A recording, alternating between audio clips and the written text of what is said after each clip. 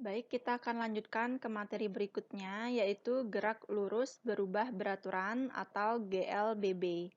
Ya, jadi di sini GLBB adalah gerak benda pada lintasan lurus dengan kecepatan yang berubah secara beraturan sehingga percepatan benda bernilai tetap ya atau konstan ya. Jadi itu definisi dari GLBB. Kemudian ya, apabila kecepatan benda bertambah, artinya benda melakukan GLBB dipercepat.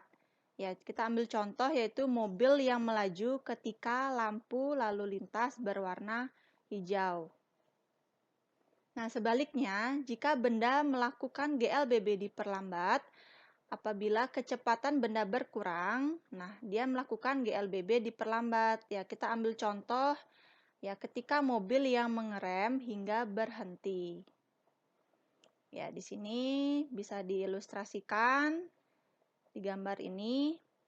Ya, jadi ini ilustrasi dari GLBB dipercepat karena ya di sini mobil melaju secara konstan dan bertambah ya kecepatan bertambah dari 0 kemudian 1,5 sekon ya. Jadi bertambah dia melakukan GLBB dipercepat. Ya, jadi nah, ini ada grafik di sini. Ya, jadi grafik ini adalah GLBB dipercepat. Ya, jadi berarti mengalami percepatan benda. Ya. Nah, di sini dia grafiknya terus dia meningkat karena dia melakukan GLBB dipercepat. Kemudian nah, ini grafik dari GLBB diperlambat. Nah, di sini grafiknya dia ketika diperlambat, jadi kecepatannya berkurang. Nah, di sini dia melakukan misalnya contoh tadi mobil yang direm, jadi kecepatannya berkurang. Nah, ini Nah, kemudian benda yang mengalami GLBB dipercepat, dia mengalami percepatan benda. Nah, percepatan itu atau nama lainnya adalah akselerasi. Nah, simbolnya A itu adalah perubahan kelajuan setiap satu satuan waktu ya. Jadi ya, secara sistematis percepatan dapat dirumuskan nah sebagai berikut. Nah, silakan diperhatikan. Percepatan atau A di sini simbolnya yaitu perubahan kelajuan ya per perubahan waktu. Perubahan kelajuan ini yaitu kita bisa cari dengan cara VT min V0 ya atau perubahan akhir dikurangi perubahan awal.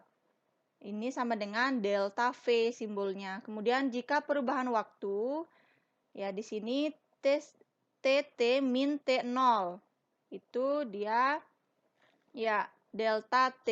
Ya di sini bisa dilihat VT itu tadi kelajuan akhir, kemudian V0 kelajuan awalnya berapa. Ya, jadi sigma V itu adalah perubahan kelajuan dari jadi VT min V0.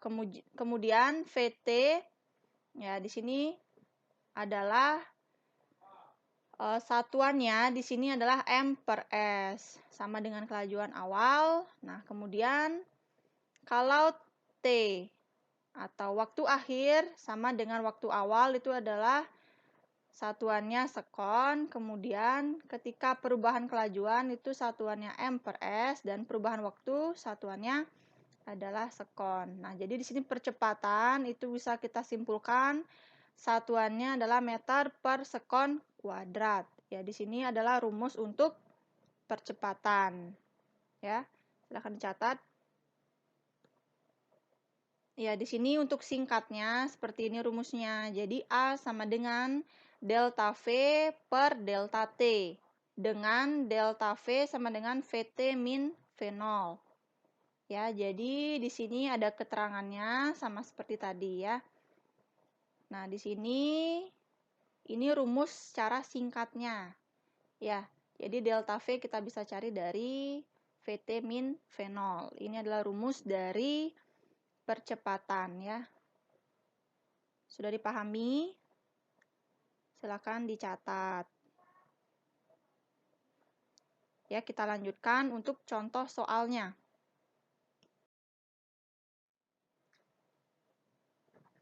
Ya, kita baca, sebuah sepeda melaju dengan kecepatan 2 meter per sekon menjadi 6 meter per sekon selama 10 detik. Nah, jadi awalnya 2 meter per sekon itu menjadi 6 meter per sekon. Nah, hitunglah percepatan yang dilakukan oleh motor tersebut.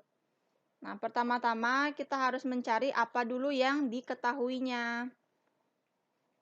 Ya, di sini yang diketahui awal apa? Ya, yaitu kecepatan awalnya. Jadi kecepatan tadi apa simbolnya? Ya, V. Ya, V. Jadi kalau kecepatan awal berarti V, ya V0. Jadi kita tulis saja di sana diketahui ya V0 sama dengan 2 meter per sekon. Kemudian menjadi 6 meter per sekon. Ini berarti perubahannya ya.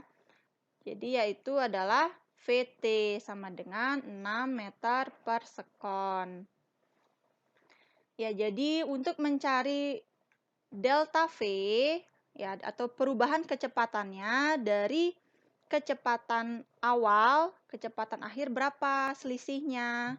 Nah, itu kita tinggal masukkan rumus tadi, yaitu VT min V0. VT-nya berapa? Tinggal ditaruh di sini. Kemudian min V0, taruh di sini angkanya. Jadi 6 dikurangi 2. Berapa 6 dikurang 2? 4 meter per sekon. Ini adalah delta V atau selisih waktunya. Selisih waktu akhir dengan selisih waktu awal.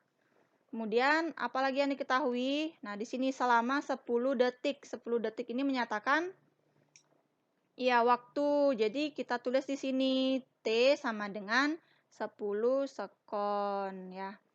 Kemudian kita tulis yang ditanya apa? Tinggal dibaca lagi. Hitunglah percepatan yang dilakukan oleh motor tersebut. Berarti yang ditanya adalah ya, percepatan. Tinggal ditulis percepatan atau simbolnya bisa ya, itu A. Sama dengan tanda tanya. Kemudian hitung. Nah, di hitung ini kita masukkan rumusnya. Rumus percepatan tadi apa? Kita tulis di sini ya. Jadi A sama dengan delta V min delta T. Delta V tinggal kita ambil dari yang diketahui, masukkan di sini 4 meter per sekon per delta T berapa? Iya, jadi 10 sekon. Tinggal ditaruh di sini yaitu 10 sekon. Jadi 4 dibagi 10 berapa? Ya, 0,4 meter per sekon kuadrat. Jadi percepatan yang dialami untuk sepeda tersebut adalah 0,4 meter per sekon kuadrat. Ya, jadi bisa dipahami ini untuk caranya sama seperti yang sebelumnya ya. Tinggal dilanjutkan saja. Kemudian jika ada yang kurang dipahami, silahkan disimpan pertanyaannya, nanti kita bahas.